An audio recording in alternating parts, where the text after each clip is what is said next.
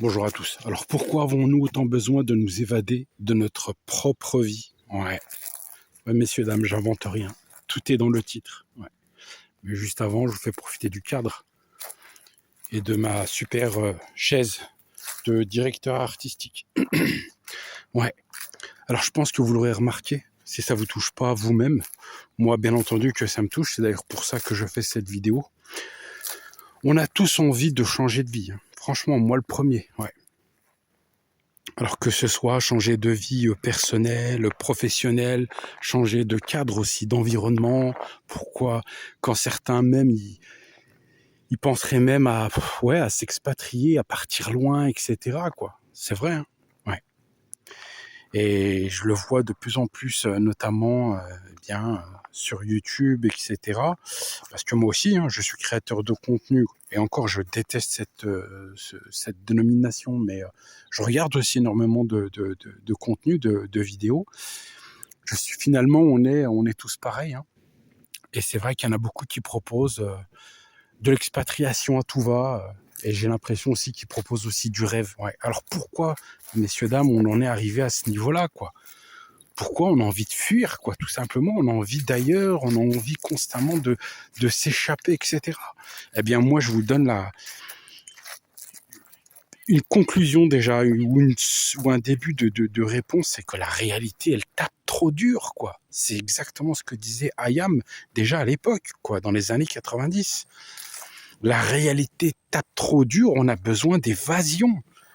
L'évasion, vous vous rendez compte? L'évasion, comme si on était enfermé à Alcatraz, vous voyez, dans une prison, quoi. C'est exactement ça. Notre vie, elle est devenue une prison.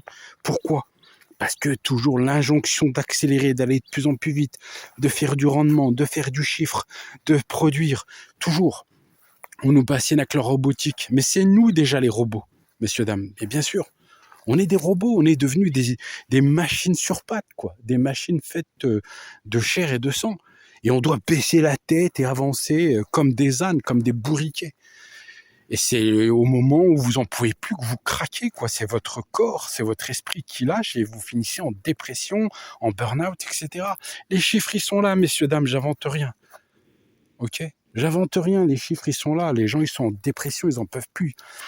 D'où l'expression, ils sont au bout de leur vie. C'est vrai, tout ça, c'est de la sémantique, mais c'est important. C'est important au même titre que l'évasion. L'évasion, tout de suite, les gens vont vous parler d'ailleurs, de voyage, etc. Ou même de films, de cinéma. Bien entendu, bien entendu. Mais il y a aussi une évasion dans le sens carcéral du terme. On est tous en puissance des potentiels évadés d'Alcatraz.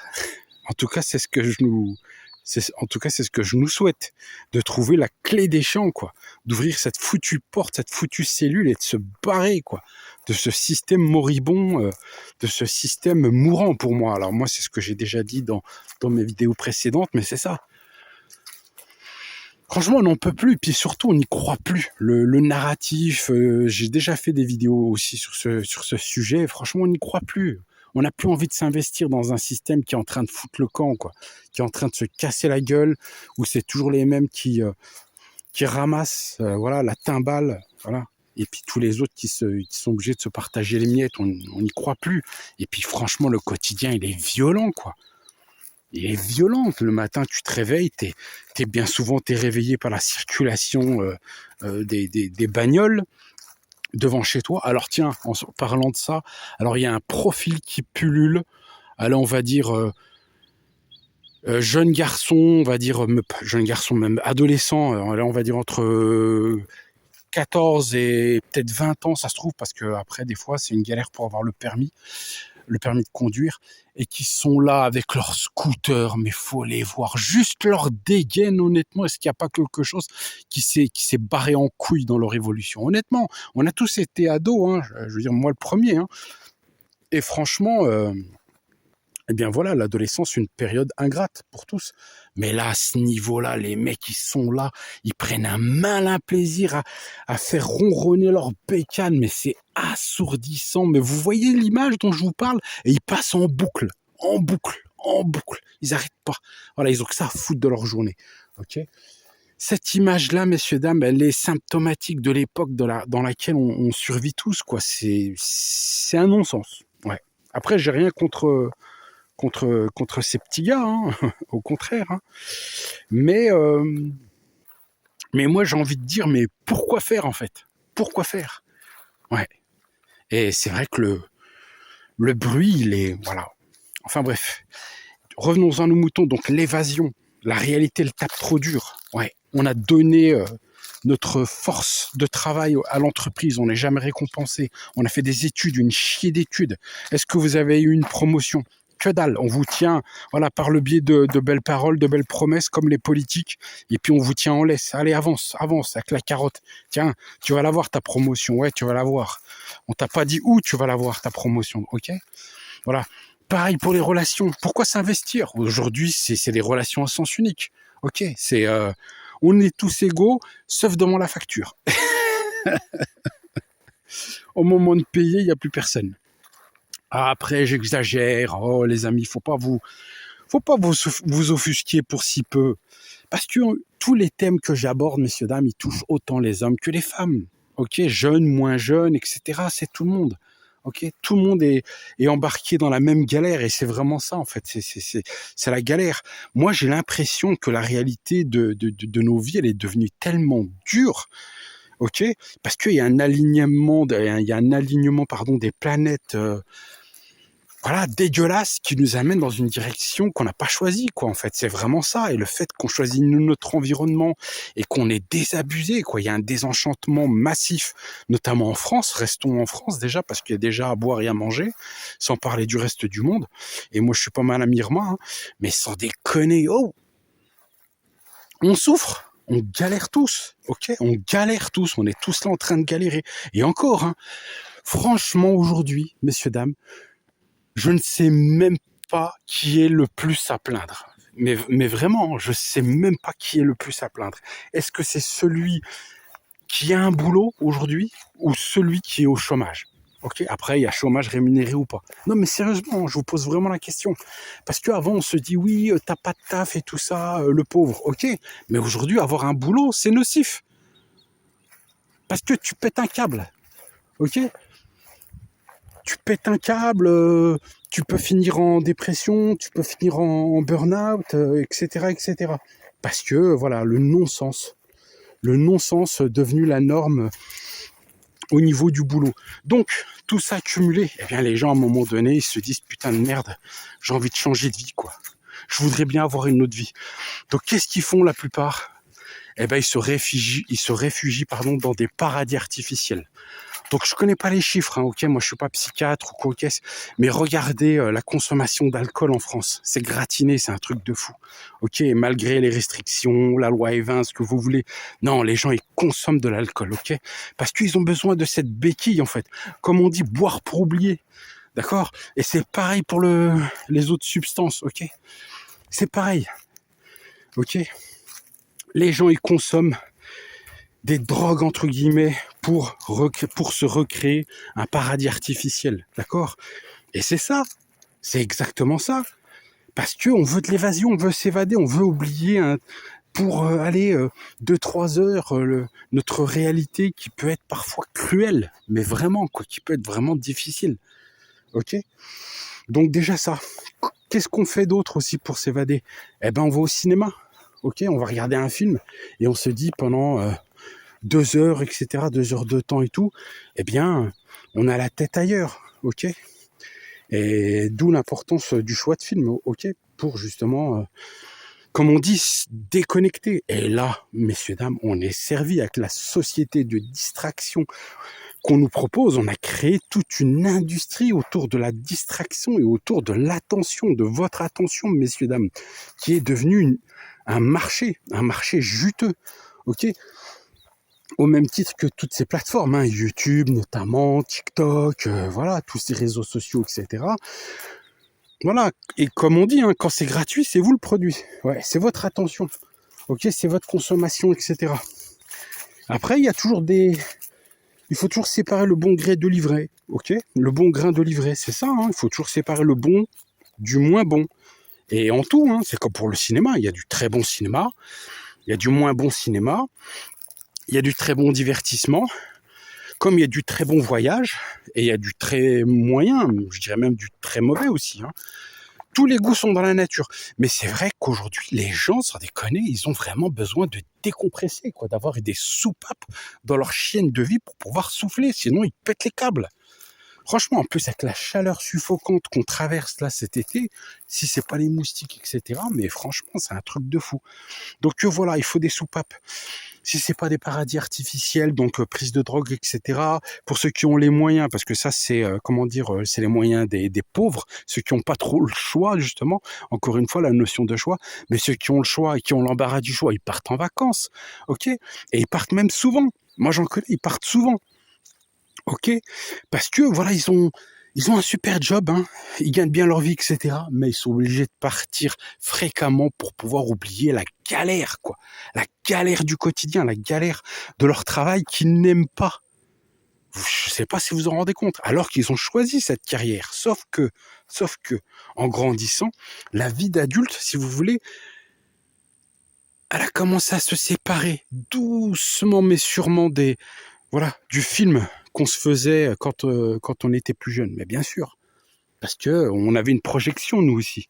On fantasmait, on se disait, waouh, ça va être comme ci, ça va être comme ça. J'aurai telle femme, tels enfants, tel pavillon, telle bagnole, tel chien. Et en fin de compte, à la fin, tu te retrouves avec ça, oui. Et c'est compliqué. Et c'est compliqué, messieurs, dames. Ouais. Et c'est pour ça, je vous dis, au même titre que l'attention qui est devenue un marché, donc le système de distraction aussi est devenu un marché, et ça depuis longtemps. Ça a donné naissance à Netflix. Netflix, c'est la figure de proue de cette nouvelle industrie, donc du divertissement. En fait, c'est ça. C'est on vous met sous perfusion, on vous met sous série, non plus sous stéroïdes, mais sous série, sous film, etc. Pour ne pas dire voilà des films bof. Et voilà, vous bougez plus de chez vous. Une box, une putain de téloche, lève les pieds, c'est bon. Allez. On gère à ta place. Et puis toi, tu t'endors, tu deviens amorphe. Voilà, un zombie. Et vous n'avez plus qu'à fermer les yeux, le marchand de sable va passer. Et voilà. Donc la distraction aussi, c'est aussi ça. C'est une manière aussi de poser les armes. Donc les armes mentales, d'oublier ses problèmes et aussi, de baisser la garde en quelque sorte. Donc ça peut être bien, mais à une certaine dose, ça peut être aussi dangereux. Ouais. Parce que il faut rester aussi quand même vigilant et puis éviter les excès. Et pour finir, eh bien moi ce que je vois arriver, hein, et c'est dans les tuyaux, hein, c'est grâce à l'intelligence artificielle, c'est la création du métavers. Et c'est vraiment là la conclusion, messieurs, dames, de cette petite vidéo. C'est vraiment ça, je vous invite à réfléchir avec moi. Si votre chienne de vie, elle devient de plus en plus insupportable, ok ? Eh bien, l'intelligence artificielle, elle va s'en charger. Elle va vous créer un métavers comme ça, où vous serez un footballeur à succès avec des mannequins m'as-tu vu au bras, où vous serez une pop star adulée, pour ne pas dire une rockstar. Vous rêvez d'un film, vous avez envie d'être qui, John Wayne, là, en train de jouer aux cow-boys indiens dans le Far West américain? Eh ben, pas de problème. Pas de problème. On va vous créer un monde qui va s'apparenter à ça et vous serez la superstar de votre vie, la superstar de votre film, de votre réalité virtuelle. Vous comprenez le truc? Et moi, je vois ça gros comme un camion. Je pense que la suite, ça va être ça. Ouais. Après, quid du coup? Parce que si l'économie se barre en couille ou quoi aux caisses, peut-être que justement les géants de la tech, ils vont mettre en place un système de non pas de crédit social, quoi, ça pourrait s'apparenter à ça, de revenu universel, pardon, pour justement, ou même un forfait, voilà, on va négocier un forfait pour vous mettre bien, les mecs, tous, voilà, avec un petit budget pour avoir votre petit forfait de réalité virtuelle. Donc les lunettes où on va vous mettre un câble dans le cerveau, je ne sais pas comment ça va se passer, à la Matrix ou quoi aux caisses, ou comme dans Clone, un autre film, voilà, où Bruce Willis a un avatar, etc. Donc là, il vit par procuration, c'est exactement ça. Et puis d'ailleurs, le cinéma aussi, hein, ça commence. Hein. Déjà, on vous projette un film via un grand écran. Ensuite, on vous met des lunettes 3D. Et puis bientôt, ça va être la réalité virtuelle, le métavers. OK ? Et là, eh bien, vous aurez l'impression, grandeur nature, d'être dans un vrai film, d'être acteur de votre film. OK ? Donc moi, je vois bien le truc comme ça. Donc on va vous donner un petit forfait pour pouvoir kiffer. Et puis dormez, hein. Dormez, bonnes gens. Le marchand de sable va passer. Fermez les yeux tout doucement. Et puis pendant que vous dormez, nous on gère. Est-ce que c'est pas la méthode absolue, la méthode douce finalement, pour tous nous endormir et faire que voilà, au lieu de nous buter les uns derrière les autres, eh bien voilà, via toute cette technologie qui s'apparente à de la magie, comme j'ai pu dire auparavant, eh bien fermez les yeux les petits, bonne nuit les petits, on gère, ok, regardez la télé, voilà, ça se passe là-bas, vas-y regarde, look, voilà. T'es John Wayne, regarde, il y a les Indiens là-bas. Allez, va les chasser, viens. Allez, tire dessus, c'est bien mon grand. T'es un cow-boy. Bravo. Ok. Voilà. Et pas avec les mecs qui gèrent la réalité. Voilà, le vrai. Ok, le réel. Et nous, bah voilà. Tous couchés, tous un câble dans le ciboulon, dans le citron. Et puis voilà, connectés à la Matrix ou je sais pas quoi. Comme dans Avatar. Typiquement, on va devenir des avatars, quoi. Avec des clones virtuels. Moi, je vois le truc comme ça. Je vous dis, les amis, la technologie poussée à un certain point, à un certain niveau et à un certain degré de sophistication, c'est de la magie. Après, comme je vous ai dit, magie blanche ou magie noire, hein, ou sorcellerie, hein, comme vous voulez. Hein. Et c'est pas nous qui décidons. Hein. Ouais. Mais toujours est-il que, voilà, hein, la question in fine qui va se poser, c'est si tu proposes, pour revenir un petit peu dans le concret, si tu proposes à un mec qui a une vie de merde, ok, tu lui proposes une vie de superstar, etc., où il aura l'impression, via des stimuli ou je sais pas quoi, ce que tu veux, que ce qu'on lui propose, c'est plus vrai que nature, où il va endosser le rôle d'un avatar, d'une superstar, avec des femmes à son bras, le mec qui vit dans un penthouse, t'as jamais vu ça de ta vie et tout, et ben le mec, à un moment donné, il va se dire, attends, il faut quoi? Il faut que je signe là, puis vous m'anesthésiez, c'est ça? Ça se passe comment? Eh ben le mec, il va peut-être signer, hein. Qu'est-ce que vous en savez? C'est ça la vraie question. Donc là, oui, on entrera peut-être dans une réalité dystopique, mais je vous dis, petit à petit, regardez juste avec quoi je filme. Il y a 20 ans de ça, il n'y avait pas tout ça. Qu'est-ce que vous en savez allez, moi, vu les progrès en la matière, je dirais dans 5 ans. Dans 5-10 ans, on en reparle. Moi, je dirais même 5 ans. Au rythme où ça va, c'est du délire. Hein. Donc voilà, la vraie question dans tout ça, c'est pourquoi finalement on n'accepterait pas ce marché, en fait. Ce marché de la réalité virtuelle. Voilà, qui serait fascinant, qui serait agréable, voilà, qui aurait l'air du paradis finalement. Vous voyez ce que je veux dire? Où là, l'évasion, elle prendrait tout son sens. Voilà, on pourrait fuir cette réalité, eh bien, qui nous domine, qui nous fait peur, qui nous donne pas envie, quoi, vraiment. Voilà, donc là, on peut se poser définitivement la question. Et par rapport à ça, eh bien, écoutez, ce sera l'objet de commentaires. Donc, par rapport à cette vidéo. Et du coup, n'hésitez pas à vous abonner, n'hésitez pas à commenter, liker. Et du coup, je vous dis à une prochaine vidéo, toujours sur des sujets aussi épineux et puis aussi sociétaux. Allez, je vous laisse là-dessus. Bonne journée à vous.